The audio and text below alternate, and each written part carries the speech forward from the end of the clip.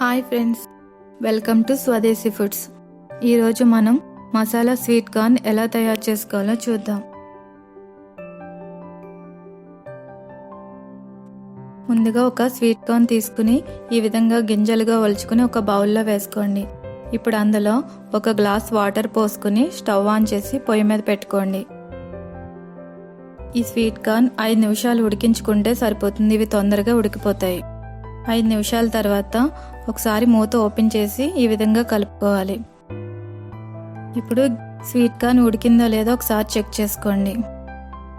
ఈ విధంగా ఉడికిన తర్వాత స్టవ్ ఆఫ్ చేసుకుని బౌల్లో ఉండే ఎక్స్ట్రా వాటర్ని వడకట్టేసుకోవాలి.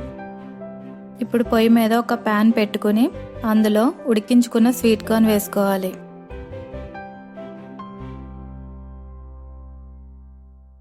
ఇప్పుడు ఇందులో 1.5 టీ స్పూన్ బటర్ వేసుకోండి. బటర్ లేనట్లయితే నెయ్యి కూడా వేసుకోవచ్చు. ఇప్పుడు ఇవన్నీ ఒకసారి బాగా కలుపుకోవాలి. మీడియం ఫ్లేమ్లో పెట్టుకుని కలుపుకోండి. బటర్ కరిగే వరకు కలుపుకుంటే సరిపోతుంది.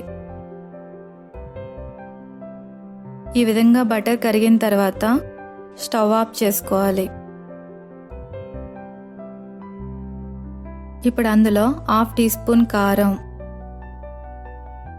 చిటికెడు ఉప్పు, 1/2 టీ స్పూన్ చాట్ మసాలా వేసుకుని ఇప్పుడు ఇవన్నీ ఒకసారి బాగా కలుపుకోవాలి. ఇష్టమైన వాళ్ళు ఇందులో పెప్పర్ పౌడర్ కూడా వేసుకోవచ్చు.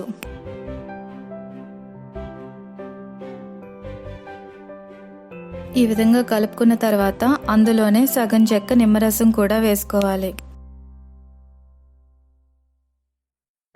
ఇప్పుడు ఇవన్నీ ఒకసారి బాగా కలుపుకోండి.